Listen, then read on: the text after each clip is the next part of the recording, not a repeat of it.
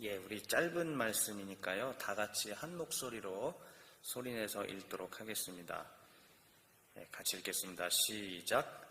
예수께서 성전에서 가르치실세 대답하여 이르시되 어찌하여 서기관들이 그리스도를 다윗의 자손이라 하느냐. 다윗이 성령에 감동되어 친히 말하되 주께서 내 주께 이르시되 내가 네 온수를 네 발 아래에 둘 때까지 내 우편에 앉았으라 하셨도다 하였느니라. 다윗이 그리스도를 주라 하였은즉 어찌 그의 자손이 되겠느냐 하시니 많은 사람들이 즐겁게 듣더라. 아멘. 오늘 저는 메시아와 하나님의 아들이라는 제목으로 우리 수요기도의 말씀을 같이 나누도록 하겠습니다. 2008년도에 처음 전도사 사역을 시작을 했습니다. 공기 좋고 논밭이 펼쳐져 있고 앞에는 비닐하우스도 있는, 그리고 또 산들도 적절히 이루는 그런 좋은 곳이었습니다. 그런데 사역한 지 한 3개월쯤 됐는데 당시 담임 목사님께서 갑자기 오후 예배 설교를 하라고 하셨습니다. 그것도 한 번 하는 게 아니라 격주로 이제 해야 된다고 말씀하셨습니다. 전도사가 된 지 고작 3개월, 4개월 돼가는 때였고, 설교라고는 정식 예배당에서는 그때까지 해본 적도 없고, 주일학교 3명 앉혀놓고 식당 방바닥에서 매주 주일 예배를 드리던 게 전부였고, 그래서 밥 먹는 테이블 이렇게 놓고 거기서 설교하던 게 저한테는 설교 경험의 전부예요. 어린이는 딱 한 3명 정도, 많을 때 4명, 어느 날 진짜 많이 올 때 5명.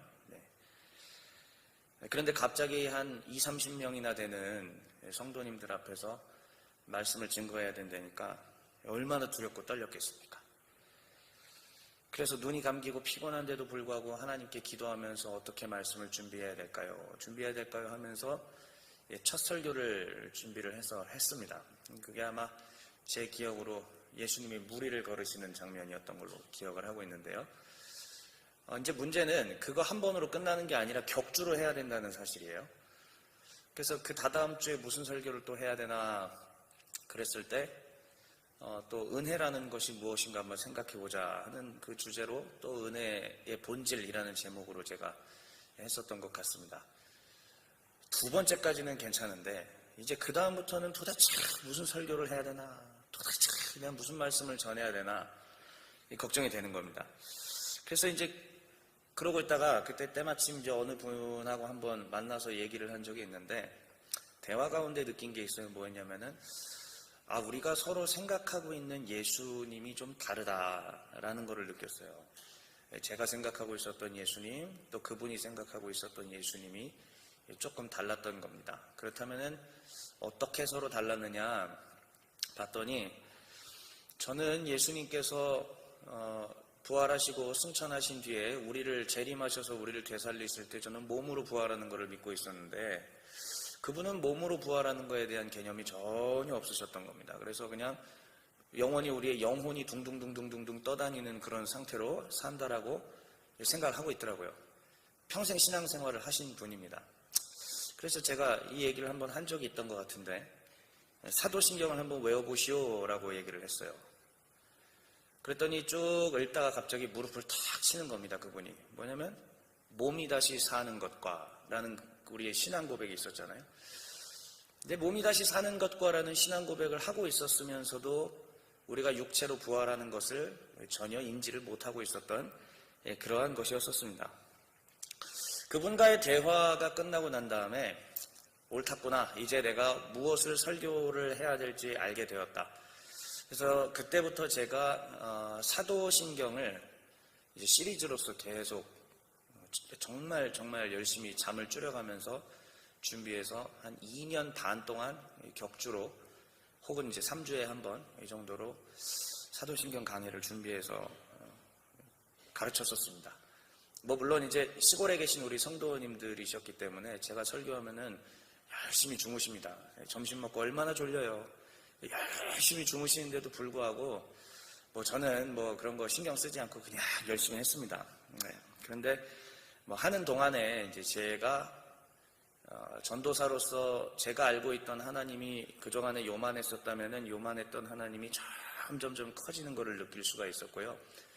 제가 이제 신앙 고백을 우리 하나님 앞에 드릴 때, 사도신경을 한번 드릴 때나, 그러면 아니면 설교의 자리에서 또 선포할 때나, 아니면 개인이 혼자서 기도할 때나, 이제 주님에 대한 그러한 신앙의 고백의 이 그릇과 양이 굉장히 달라졌다라는 사실을 느낄 수가 있습니다.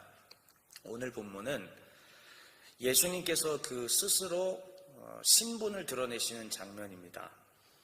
3절밖에 안 되는 짧은 본문이지만은 아주 보석과 같은 내용들이 이 본문 안에 들어있습니다. 오늘 예수님께서 말씀을 전하시니까 많은 사람들이 즐거이 듣더라라고 성경이 기록을 하고 있는데요. 오늘 이 시간에 저도 짧은 시간 같이 이 마가복음 12장 35절부터 37절에 담긴 좀 보석과 같은 그런 얘기들을 좀 나누면서 우리 같이 말씀을 즐거이 듣는 시간이 되기를 간절히 바랍니다. 네, 오늘 이제 이 짧은 본문을 이해하기 위해서 꼭 알아야 될 것들이 먼저 있습니다. 화면 한번 잠깐 같이 보시겠습니다. 3절밖에 안 되는 거예요. 그냥 읽고 쑥 지나갈 수 있습니다. 그냥 예수님과 사람들 사이에 있었던 즐거운 대화라고 생각할 수 있지만은요, 이 안에는 사실은 엄청나게 깊은 내용들이 좀 들어있어요. 그렇기 때문에 오늘 전 먼저 들어가면서 오늘 초점을 좀 맞춰야 될 것이 무엇인가, 이것들을 먼저 말씀을 드리려고 합니다. 첫 번째 같이 한번 읽어보겠습니다. 시작. 예수님 당시 유대인들 사이에 있던 신앙관. 예수님이 사시던 그때에 유대인들 사이에 있었던 하나님에 대한 생각, 또 유대인들 사이에 있었던 신앙, 그게 있습니다. 우리는 사실 그거를 알 수가 없죠. 잘 알 수가 없습니다. 왜냐하면 2000년 전이니까요. 그런데 예수님 당시 유대인들 사이에 있었던 신앙관을 알면 복음서가 풀리기 시작합니다. 자, 그다음 두 번째 한번 같이 읽어볼까요? 시작. 마가복음이 말하는 예수님의 정체. 네, 오늘 이 성전에서 예수님께서 바리새인들, 헤롯 땅, 또 사두개인, 서기관들 이런 사람들하고 논쟁을 하고 그 다음에 있었던 대화인데, 오늘 이 대화가 오기까지의 이 일련의 과정들, 그리고 오늘 대화 이후에 또 펼쳐질 13, 14, 15장에 펼쳐질 내용들을 보면 마가복음이 결국 예수님을 이런 분이다 하고 그 정체를 밝히는 장면들이 계속 이어집니다. 근데 제가 생각할 때 오늘 이 본문은 예수님께서 그 정체를 확고하게 드러내시는 부분 중에 하나라고 생각을 합니다. 자, 그렇다면 예수님 당시 유대인들 사이에 있었던 신앙관, 그것이 뭐였을까? 이제 뒤에서 조금 더 자세하게 말씀을 드릴 건데요. 먼저 요거를 꼭 생각해 주셔야 됩니다. 예수님 당시 때에 유대인들 사이에 지대적인 신앙관이 뭐였냐면, 되게 어려운 말입니다. 어려운 말이지만 우리 기독교인들은 좀 그나마 익숙해서 알 수 있습니다. 한번 따라해 보실까요? 묵시주의. 예, 다시 한 번만요. 묵시주의. 그러니까 이 묵시주의라는 게 예수님이 오시기 한 100년, 200년, 300년 전부터 묵시주의가 막 피어올랐어요. 그래서 이 묵시주의적인 신앙관이 유대인들 사이에서 팽배해져 있었고, 그 다음에 이 팽배해져 있는 묵시주의적인 사고 속에서 우리 예수님께서 시간을 뚫고 이 땅 가운데 성육신하여서 오신 겁니다. 그러면은 예수님이나 예수님의 제자들이나 아니면 그 주변에 있었던 대다수의 사람들은, 지금 우리는 묵시주의라고 얘기하면 머릿속에서 물음표가 막 뜨면서 도대체 묵시주의가 뭐지 했지만, 그 당시 대다수의 사람들은 전부가 이 묵시주의를 그냥 다 알고 있는 거예요. 전부가 다 알고 있고, 우리가 지금 계속 묵상해 가고 있는 마가복음의 저자인 마가도 묵시주의에 대해서 당연히 알고 있는 것이고요. 그 다음에 이 묵시주의적인 내용들로 우리의 신약 성경들도 상당히 기록이 되었다라는 사실, 이 사실을 먼저 우리가 이해를 해야만 우리가 예수님께서 하신 말씀들, 복음서의 이야기들을 잘 풀어갈 수가 있습니다. 그래서 다시 한번 말씀드릴게요. 예수님 당시 때는 대다수의 사람들이 묵시주의를 아는 것뿐만이 아니라 묵시주의적인 세계 사고를 가지고 살고 있었다라는 말씀입니다. 그렇다면 도대체 이 묵시주의라는 게 무엇이냐? 여러 가지로 얘기를 할 수가 있는데 아주 쉽게 얘기하면요, 이겁니다. 유대인들이 나라가 망했잖아요. 바벨론의 포로로 끌려갔습니다. 자, 포로에서 돌아왔어요. 고레스 왕이 돌아가라고 해서 돌아왔습니다. 그리고 열심히 재건하면서 삽니다. 그러면 적어도 하나님께서 이미 오래전에 예언자들을 통해서 하나님의 뜻대로 하면 다시 복을 주신다고 했으니까, 언약의 하나님이라고 하셨으니까 다시 잘 살게 하셔야 되잖아요. 복을 주셔야 되잖아요. 그런데 전혀 그렇지 않고 그 다음부터도 계속 노예 생활만 하는 겁니다. 포로 생활만 해야 되는 거예요. 바벨론 포로 페르시아 때문에 끝났습니다. 페르시아가 제법 자유롭게 해줬어요. 그런데도 페르시아 밑에서도 여전히 납세를 해야 되고 조공을 바쳐야 됐습니다. 식민지예요. 식민지 생활을 해야 돼요. 페르시아를 알렉산더 대왕이 물리쳐줬습니다. 야, 그럼 이제 좋아졌잖아요? 근데 알렉산더 대왕에 의해서도 역시 포로 생활을 해야 되는 겁니다. 알렉산더가 일찍 죽었어요. 30대 초반에. 나라가 4개로 찢어졌습니다. 그 틈바구니에 껴서 이랬다 저랬다 고생을 해요. 그런데 이제 그래도 좀 프톨레 왕국에서는 조금 그래도 유대인들을 자유롭게 해주니까 이제 하나님 잘 믿고 우리도 이제 복을 받아서 다시 살 수 있나 보다 이렇게 생각을 하는데 얼마 안 있다가 갑자기 안티오쿠스 4세라는 이놈의 셀류쿠스 나라의 왕이 있었습니다. 이 사람이 와가지고 모든 것을 다 그냥 그리스화 시켜버리고 하나님 못 믿게 하고 예배도 못 드리게 하고 성전을 다 이상하게 파괴를 해버리니까 유대인들은 이제 질려버린 거예요. 하나님 계십니까? 하나님 정말 살아계십니까? 이러실 수 있습니까? 성경 말씀 다 거짓이네요. 하나님 예언자들을 통해서 선지자들을 통해서 하셨던 말씀 전부 다 거짓이네요. 못 믿겠습니다. 이러한 절망감 속에서 그럼에도 불구하고 구약 예전의 율법들을 그리고 예언서들을 연구했던 사람들이 이제 알아내기 시작을 한 겁니다. 아니다. 하나님께서는 새로운 세상을 보내시기로 약속을 하셨다. 이전의 시대는 끝나고 새로운 세상, 이전의 시대는 가고 정말 선이 지배하는 세상을 하나님께서 주신다라고 말씀을 연구하는 사람들이 알아냈습니다. 왜냐하면 예전에 이 예언서들을 딱 보니까요, 이런 얘기들이 있어요. 주의 날이 올 거다. 여호와의 날이 올 거다. 근데 전부 여호와의 날이나 주의 날이 어떤 날이냐면은 막 무서운 날이에요. 되게 뭐가 뒤집어 엎어지는 그런 날입니다. 그러니까 이 사람들은 그런 날이 곧 온다. 그런데 그 날은 누구를 통해서 가지고 오게 되느냐? 메시아. 그러니까 이 유대인들은 메시아를 통하여서 현 세대가 완전히 끝나버리고 새로운 세대가 올 거에 대한 신앙으로 충만해져 있었습니다. 왜요? 계속 노예 생활하니까, 포로 생활하니까. 이번에 뭐 그냥 또 갔더니 잠시 독립해가지고 하스모니안 왕조가 잠깐 펼쳐지는 것 같더니 곧바로 로마가 왔어요. 아무리 해도 이 포로 생활, 노예 생활 벗어날 길이 없다 보니까 하나님께서 이 시대 끝내시고 새로운 시대 주실 것이다라는 믿음으로 충만하게 올라왔습니다. 그런 것을 가리켜서 바로 우리가 묵시주의라고 이야기를 하는 겁니다. 묵시주의 때문에 이제 하나님의 천사들이나 악마들이나 또 우리 하나님께서 새로운 세상을 이끌고 오실 것에 대한 믿음들이 막 사람들이 생겨나기 시작을 했고요. 여기에 대항해서 일절 그런 것들을 받아들이지 않고 오직 율법만 하는 사람들이 있었으니 그게 바로 율법주의라고 이야기를 하는 겁니다. 그러니까 예수님 당시 때 사람들의 신앙과는 주로 어땠냐면은 절대 다수의 묵시주의적 신앙, 그 다음에 아주 소수의 사람들이 율법주의적 신앙을 갖고 있었다. 이게 예수님 당시 때의 그 사람들의 신앙, 유대인들의 신앙 모습이었습니다. 자, 그러면 다음 화면 보여주시죠. 예수님 당시의 유대인의 신앙관을요, 제가 그림 하나로 이렇게 만들어 왔습니다. 요거를 보시면 이제 신약 성경에 나와 있는 이제 그림들이 좀 이해가 될 텐데요. 자, 보시면은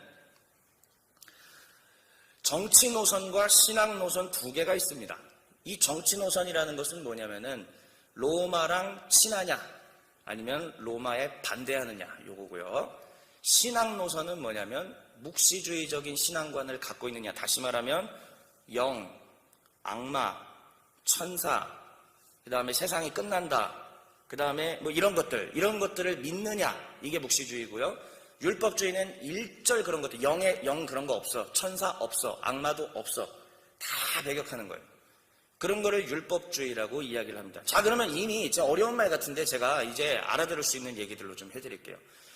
우리가 예수님의 말씀들을, 이 복음서의 말씀들을 보면서 사두개파니 바리새파니 뭐 이런 얘기들을 열심히 들어오셨단 말이에요. 그러면 먼저 정치 노선적으로 봤을 때 로마랑 친했던 사람들은 누구냐면은, 로마는 제사장들을 통해서 나라를 좀 이렇게 다스렸거든요. 그러니까 대제사장, 그리고 제사장 계열에 있었던 사람들을 사두개파입니다. 다시요. 제사장 계열에 있었던 사람들이 사두개파예요. 그러니까는 이 제사장들이나 사두개파, 그 다음에 또 성경에 나오는 헤롯 당이라고 있습니다.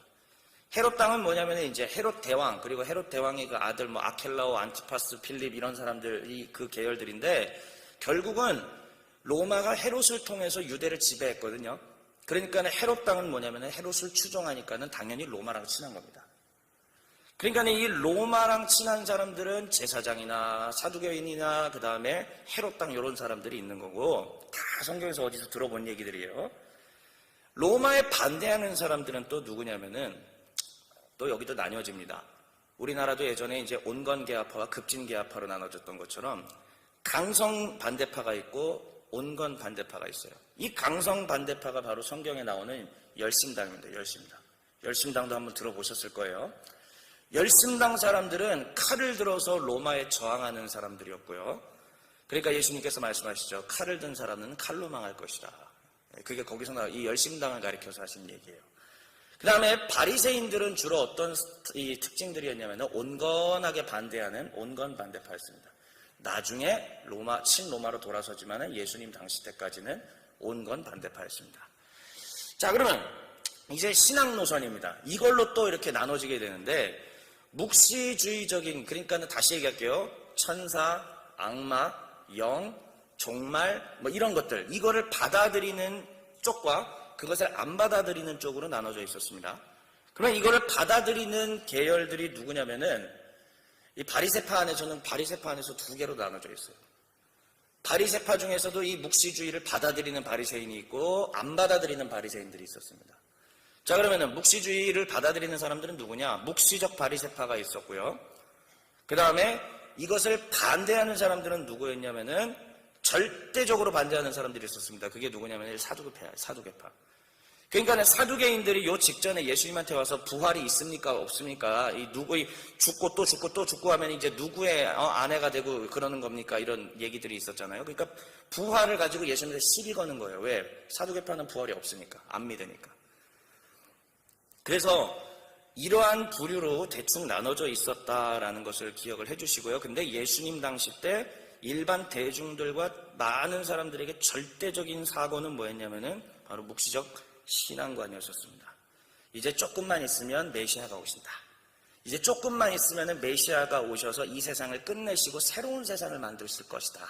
이게 이들의 믿음이었습니다.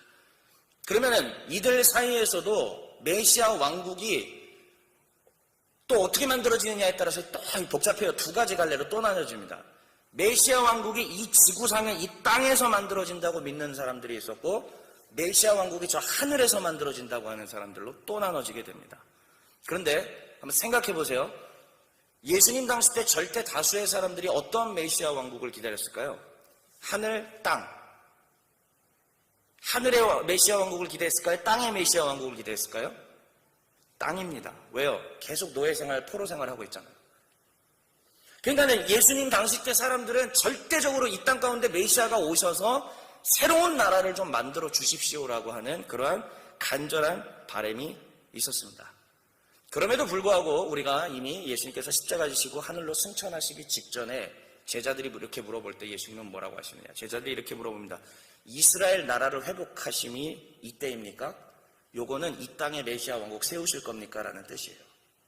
예수님이 하늘로 올라가시는 그 상황, 이 중에서도 이 땅의 메시아 왕국을 세우실 것입니까? 라고 얘기하십니다. 그런데 예수님은 뭐라고 그러죠? 그때와 기한은 관심 갖지 말아라. 이렇게 얘기합니다. 그러면 이게 되게 중요한 겁니다. 지금부터 저는 오늘 설교 제목이 메시아와 하나님의 아들 이렇게 얘기했잖아요. 유대인들 당시 때 가지고 있었던 메시아관이 정말 중요한데, 유대인들은 이 당시에 예수님 당시 때 자칭 메시아라고 불리는 사람들이 많이 있었어요. 이미 내가 메시아요, 내가 메시아요, 내가 메시아요 하는 사람들이 있었는데, 그분들을 다 이렇게 모아보니까 직업을 한번 봤어요. 이 메시아라고 하는 사람들 직업을 한번 보니까 전부 군사 지도자들이에요. 이게 무슨 말이냐? 그러니까 유대 당시 때 사람들이 가지고 있었던 메시아는 누구냐면은 사람인 거예요. 군사 지도자인 겁니다. 그래서 로마로부터 이거를 뒤엎어버릴 수 있는 사람인 겁니다. 그러면 메시아의 조건은 뭐냐? 다윗의 후손이어야 돼요. 그리고 또 유대 베들레헴에서 탄생한 사람이어야 됩니다. 여러분, 동방박사가 찾아왔을 때 헤롯 대왕이 뭐라고 해요? 이 율법 맡은 사람들 불러가지고 그리스도가 어디서 태어날 거냐라고 했더니 유대 베들레헴입니다 하면서 미가서 말씀 갖고 오잖아요. 그러니까 이미 이 당시에는 메시아 탄생, 메시아 탄생, 메시아 탄생에 대해서 그냥 믿음이 팽배해 있었어요. 그런데 그들이 가지고 있었던 이 메시아는 누구냐면은 군사 지도자나 아니면 정치적인 왕의 역할을 할 그런 인간이었어요. 인간, 쉽게 얘기하면. 다시요, 유대인들이 가지고 있었던 메시아관은 뭐냐면 인간이었다는 얘기예요. 인간. 이게 굉장히 중요한 얘기입니다. 자, 그렇다면은 이러한 상황 속에서 다음 그림입니다. 마가복음이 말하는 이제 예수님의 정체로 제가 들어가려고 합니다. 자, 다음 그림을 한번 보면서 한번 보시죠. 이 직전에 8장부터 여태까지 지금에 오기까지 이러한 얘기들이 있었습니다. 빌립보 가이사랴에서 이렇게 얘기를 합니다. 사람들이 나를 누구라 하더냐? 예수님께서 물어보세요. 그러자 이 제자들이 이렇게 대답합니다. 선생님, 세례 요한, 뭐 아니면 엘리야, 아니면 또 선지자들 중에 한 명이라고 사람들이 하더이다. 자, 다시요. 예수님께서는 지금 제자들한테 내가 누구냐라는 것들을 지금 묻고 계시는 거예요. 다시요. 사람들이 나를 누구라 하더냐? 선생님, 더러는 세례 요한이고 더러는 엘리야고 더러는 선지자들 중에서 한 명이라고 하더이다. 그래? 그럼 너희는 나를 누구라고 생각하느냐? 그때 마태복음에서는 베드로는 주는 그리스도시요 살아계신 하나님의 아들이시니이다라고 대답을 했고, 마가복음에서는 주는 그리스도시니이다라고 대답을 했습니다. 그리스도라는 말은 메시아의 헬라식 표현이죠. 그냥 다시 얘기합니다. 너희는 나를 누구라고 생각하느냐라고 했을 때 베드로가 지금 뭐라고 신앙 고백을 하느냐면은 선생님은 주님이시고 곧 메시아이십니다. 이렇게 고백을 해요. 그런데 베드로가 분명히 예수님을 메시아라고 고백했지만은 그것은 인간의 메시아로 알고 있었을 가능성이 높다는 얘기예요. 자, 다시요. 베드로가 지금 그리스도로 메시아라고 고백을 했지만은 이 당시 유대인들이 가지고 있었던 그 메시아로서 생각했을 가능성이 높다는 말씀입니다. 그러니까는 예수님께서 십자가 지신다라고 얘기하니까는 절대 못하게 했죠. 이해를 못하고. 그러면서 예수님께서는 오히려 사탄아 물러가라 라고 이렇게 강하게 얘기까지 하셨던 것입니다. 그 다음에는요, 곧바로 이제 변화산 사건이 일어나게 됩니다. 자, 참 풀리지 않는 것들이 변화산 사건인데, 이 변화산 사건에 보면은 예수님께서 9장 1절에 이렇게 얘기하십니다. 내가 진실로 너희에게 이르노니 여기 서 있는 사람 중에는 죽기 전에 하나님 나라가 권능으로 임하는 것을 볼 자들도 있느니라 라고 얘기하는데, 복음서 전부가 다 이 다음에 변화산 사건 얘기를 하고 있습니다. 무슨 얘기냐면 죽기 전에 하나님의 나라를 볼 자들이 있을 것이다 라고 얘기했는데 곧바로 죽기 전에 하나님의 나라를 보여주시는 겁니다. 어디서요? 변화산에서요, 지금. 그러면 이 변화산 엿새 정도 시간이 흘렀습니다. 그리고 예수님께서 베드로와 야고보와 요한을 데리고 산으로 올라가셨습니다. 자, 산으로 올라가셨을 때에 예수님께서 어떤 곳으로도 이 지구상에서 표현할 수 없는 가장 흰색으로 갑자기 신비롭게 변화하셨습니다. 메시아도 원래 이렇게 변화할 수 있는 건가? 하얗게. 자, 다시요. 하얗게. 그 표현들을 보면은 성경을 조금 아는 사람들이라면은 곧바로 다니엘서가 떠오를 수밖에 없습니다. 다니엘서에서 표현하고 있는 하나님은요, 하얗게 그렇게 묘사하고 있거든요. 그러니까는 이 마가복음에서 지금 마가는 변화산에 올라가신 예수님을 인간의 메시아로서 지금 소개하는 것이 아니라 그걸 한 단계 더 올라 넘어서서 그 메시아를 넘어서는 존재라는 것을 지금 이 변화산에서 보여주고 있습니다. 하나님이라는 뜻이에요. 그러면서 하늘에서 이러한 목소리가 있었다고 얘기합니다. 이는 내 사랑하는 아들이니. 표를 한번 다시 보여주시죠. 이는 내 사랑하는 아들이다라고 표현을 합니다. 단순히 그리스도 메시아가 아니라 하나님의 아들이라고 마가복음이 지금 선언을 해주고 있습니다. 베드로는 예수님을 메시아라고 했지만 물론 마태복음에서는 하나님의 아들이라고 했습니다. 그러나 지금 마가복음 얘기를 하는 거예요. 베드로는 예수님을 메시아라고 그리스도라고 얘기하지만 변화산에서는 마가는 지금 예수님을 사랑하는 하나님의 아들이라는 표현으로 예수님의 지위를 훌쩍 높이 올려주셨습니다. 그런 흐름 속에서 바로 오늘 본문이 나온 겁니다. 그냥 제 얘기를 한번 들어보세요. 오늘 본문 짧으니까 제가 다시 한번 얘기해 드릴게요. 예수님께서 성전에서 가르치실 때 이렇게 얘기하십니다. 어찌하여 서기관들이 그리스도를 다윗의 자손이라고 하느냐? 이 다윗의 자손이라고 한다는 얘기는 뭐냐면은 메시아다. 메시아는 곧 다윗의 자손으로 온다라는 얘기예요. 그 믿음이 있었어요. 어찌하여 사람들이 그리스도를 다윗의 자손이라고 하느냐? 시편 110편에 보니까 오히려 다윗이 그리스도를 가리켜서 주님이라고 고백했는데 그러면 그리스도가 다윗보다 높은 거 아니냐? 예수님 지금 그 얘기 하시는 거예요. 다윗의 후손으로 오셨다고 하면은 인간의 자손으로 와서 인간의 역할, 인간으로서만 인간의 초점으로만 지금 모든 것들을 보게 하는 것인데 예수님은 여기서 지금 이 사고방식을, 이 관점 자체를 완전히 바꿔주시는 거예요. 어찌하여 사람들이 메시아를 다윗의 후손 인간으로만 생각하고 있느냐 이 얘기예요. 예수님은 단순히 인간으로, 메시아는 단순히 인간에 머물러 있는 분이 아니다. 다윗마저도 그리스도를 가리켜서 주라고 표현하지 않았느냐? 그는 신적 존재다. 이렇게 지금 얘기를 하고 있는 것입니다. 아까 표 마지막으로 다시 한번 보여주시죠. 예루살렘 성전에서 그래서 지금 예수님이 가르치신 이 내용은 곧 메시아, 참 메시아가 무엇인가? 참 메시아는 곧 참 하나님이다까지 이걸 올려주시는 겁니다.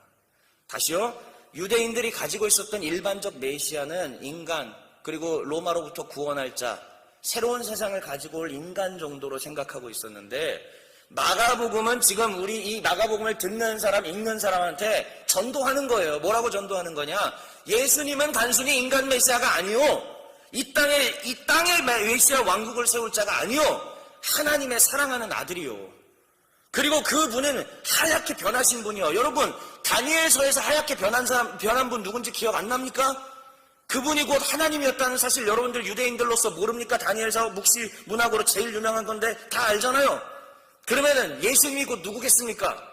하나님입니다. 이거 선언하는 겁니다. 아멘? 예수님은 하나님이십니다. 마가복음이 지금 그거를 우리 가운데 가르쳐주고 있는 거예요. 자, 그러면 저는 이제 마지막 장면을 한번 보여드리도록 하겠습니다. 마가복음 전체에 흘러가는 내용들입니다.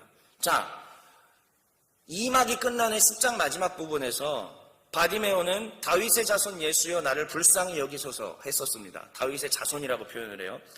그 다음에 11장에서 예루살렘에 입성할 때 사람들은 뭐라고 얘기하죠? 찬송하리로다 오는 우리 조상 다윗의 나라요. 다윗의 후손이라고 계속 얘기합니다. 그러니까 사람들은 지금 예수님을 뭘로 열광하고 있는 거죠? 뭘로 인정하는 거죠? 땅의 왕국, 땅의 메시아 왕국을 세우실 그 메시아로 지금 나름 찬양하는 거예요. 그래도 나름 찬양하는 겁니다. 바리새인들 중에서도 이 메시아 왕국을 기다렸던 사람들도 많았고요. 나름 사람들이 찬양하고 있는 겁니다. 그런데 마가는 그게 아니에요. 지금 마가는 그게 아닙니다. 자, 1장부터 끝날 때까지 마가가 중간중간에 이거를 실제 있었던 역사적 사건을 기초로 어떻게 배열을 해놨는지 한번 보십시오. 1장 1절 한번 여러분들 소리내서 읽어주시죠. 시작. 하나님의 아들 예수 그리스도의 복음의 시작. 이걸로 마가복음이 출발합니다. 처음부터 아예 다 알려준 거예요. 예수님은 누구다? 그러니까 그리스도가 메시아라고 한번 제가 바꿔볼게요. 예수 메시아는 곧 누구다? 하나님의 아들이다. 아예 처음부터 얘기 시작했잖아요. 근데 아마 이 말씀을 처음 들었던 그 자리에서 말씀을 듣던 사람들은 휙 하고 지나갔을 거예요, 그냥. 그 다음부터 이제 이야기들이 펼쳐집니다. 어느덧 저 말씀을 잊었을 거예요. 쭉쭉 펼쳐져 가고 있는데 3장 11절에 귀신이 이렇게 얘기합니다. 사람이 아니에요. 귀신이 이렇게 얘기합니다. 같이 읽어볼까요? 시작. 당신은 하나님의 아들이니이다. 사람은 인정하지 않는데 귀신은 예수님을 하나님의 아들로 인정합니다. 자, 그 다음에 또 쭉 시간이 흘러서 9장 7절까지 어느덧 왔습니다. 변화산 사건까지 드디어 왔습니다. 그때 귀신이 아니라 하늘에서는 이런 선포가 있었습니다. 뭐라고요? 같이요. 시작. 이는 내 사랑하는 아들이니. 이쯤에 왔을 때는 이 말을 듣고 있었던 사람은 당연히 1장 처음으로 생각이 날 수밖에 없습니다. 예수님이 세례 요한으로부터 세례를 받으실 때 그때 하늘이 열리면서 무슨 소리가 있었어요? 이는 내 사랑하는 아들이다. 내가 저를 기뻐하노라. 이 말씀이 있었잖아요. 처음부터 우리가 마가복음이 하고 싶었던 얘기들은 하나님의 아들, 하나님의 아들이다. 예수님이 로마의 황제가 하나님의 아들이 아니라 예수님이 하나님의 아들이다. 누구든지 이 하나님의 아들 예수 안으로 오는 자들에게 구원이 허락되어 있다. 이 땅에 메시아 왕국 세우는 것만 생각하지 말아라. 한 영원한 하나님의 나라를 세우실 분이시다. 너희들이 생각하는 그 정도 수준의 분이 아니다. 이거 지금 계속 얘기해 가는 겁니다. 자, 그리고요 마지막 15장 39절 한번 같이 힘차게 읽어주시죠. 시작. 이 사람은 진실로 하나님의 아들이었도다. 십자가에서 예수님께서 운명하시고 하늘이 어두워지고 휘장이 쭉 찢어졌습니다. 휘장이 그 당시에 문헌의 기록으로 보면은 하늘의 문양이 있었다라고 기록들이 있는데, 물론 제가 정확한 건 아니기 때문에 학자들의 글들에 그런 것들이 있습니다. 그러니까 하늘로 생각이 돼요. 근데 그 하늘로 생각되는 것들이 쭉 찢어졌대요. 하늘이 열리면서 선포된 백부장의 드디어 처음 인간의 입인 백부장, 그것도 유대인이 아니라 이방인입니다. 로마 백부장 군인입니다. 그의 입에서 나온 말이 뭐냐면 이 사람은 진실로 하나님의 아들이었도다. 이거만큼 위대한 복음 전도가 또 있을까요? 이 마가복음 구성만큼 위대한 복음 전도가 또 어디 있겠습니까? 처음에 세례 요한한테 세례를 받으실 때에 하늘이 열리며 내 사랑하는 아들이다라는 선포가 있었는데, 이제 휘장이 찢어지면서 하늘이 찢어지면서 둘째 하늘의 문도 열리면서 누구든지 하나님과 자유롭게 교제할 수 있는 은혜의 장이 열리면서 그 은혜의 중보자가 곧 우리 하나님의 아들 예수다. 그는 진실로 하나님의 아들이었다. 메시아는 물론 이거니와 그는 진실로 하나님의 아들이었다. 라는 선포로 마가복음 15장까지 이어지게 되는 것입니다. 좀 정리를 해볼게요. 그러니까 마가복음이 우리 가운데 주고자 했던, 이제 우리가 또 고난주간과 부활절을 얼마 앞두고 있는 그런 시점에서 우리 예수님의 죽음과 부활을 한번 생각해 보고 싶은 겁니다. 이 마가복음이 우리에게 지금 뭘 가르쳐 주냐면 예수님께서는 메시아다. 맞는 얘기예요. 근데 더 나아갑니다. 예수님은 하나님의 아들이다라는. 그러면 하나님의 아들이라는 얘기는 또 무엇입니까? 예수님은 곧 하나님이시다. 예. 이 선언까지 지금 마가복음이 우리에게 가르쳐주고 있는 것입니다. 그런데 참 재밌는 게 있는 거예요. 그 당시에 사람들이 가지고 있었던 메시아는요, 영광 중에 와서 다 정리하고 새 시대를 가져와야 되는 분인데, 이 메시아로 오신 예수님은, 하나님의 아들이신 분은 역설적으로 본인이 자꾸 고난받아야 된대요. 본인이 자꾸 죽어야 된대요. 죽어야 되는데 십자가 지셔야 된다고 자꾸 얘기를 하시는 거예요. 그러니까 이 역설을 도대체 그 당시 유대인들, 그 제자들도 이해할 수가 없었던 겁니다. 근데 언제 이해하게 됐냐면 예수께서 죽으시고 부활하신 뒤에 성령을 받은 뒤에야 이것들이 쫙 열리게 되었다는 얘기예요. 그러니까 결국은 죽음과 부활이 없었다면은 하나님의 아들로서 메시아로서 역할이 아무 의미가 없어진다는 얘기였던 거죠. 그리스도께서 이 땅 가운데 오신 것은 죽으러 오신 것이고, 죽어서 인간들과 하나님 사이에 있는 막혀있는 죄의 담을 허물기 위해서 오신 것이고, 실제로 그 일을 행하셨습니다. 그리고 제자들에게 이렇게 말씀하시죠. 너희도 이 길을 가라. 너희도 이 길을 가라. 마지막 메시지 화면 보고 마치도록 하겠습니다. 첫 번째입니다. 우리는 과연 어떤 예수님을 믿고 있을까요? 좀 어려운 질문인데요. 쉽게 얘기하면 이 땅의 메시아로서만 예수님을 생각하는가? 아니면 온 우주를 구원하시고 영원한 하나님의 나라를 실현하실 분이신가?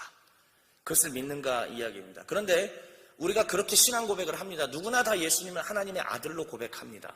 예수님을 하나님이라고 고백합니다. 거룩하신 성삼위일체라고 고백을 합니다. 그러나 이 땅을 살다 보면은요, 예수님을요, 하늘과 땅의 모든 권세를 가지신 분으로 믿지 않고 이 땅의 문제에만 국한시켜서 예수님을 하늘에서 땅으로 끌어내리는 경우도 제법 많이 있다는 뜻입니다.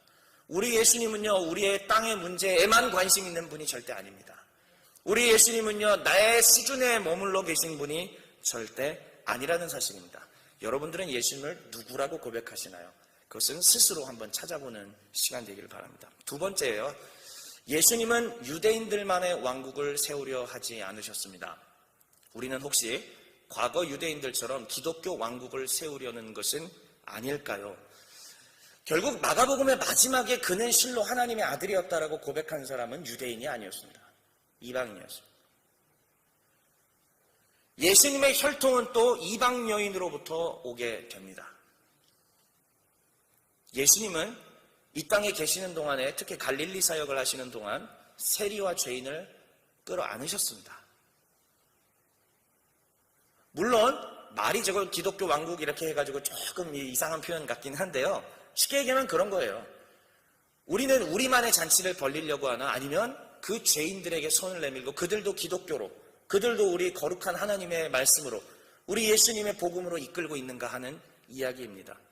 우리가 죄인을 끌어안고 이방인도 끌어안으며 버림받은 영혼들까지 다 끌어안을 때 그게 진짜 메시아 왕국일 줄 믿습니다. 그게 진짜 그리스도의 나라를 따라가는 것일 줄 믿습니다. 이들을 끌어안는 것은 곧 고난과 죽음의 십자가의 길을 가는 것입니다. 쉽지 않아요.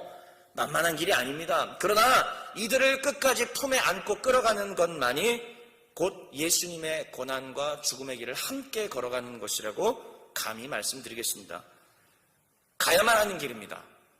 돌아설 길이 없습니다. 가야만 하는 길입니다. 이게 바로 좁은 길로 가는 것이고 좁은 문으로 통과해가는 우리의 신앙의 여정입니다. 우리 모두 메시아 예수, 그리고 하나님의 아들 예수 그리스도를 위하여 참된 제자도의 길을 걸어가시길 주 예수의 이름으로 축원합니다. 아멘.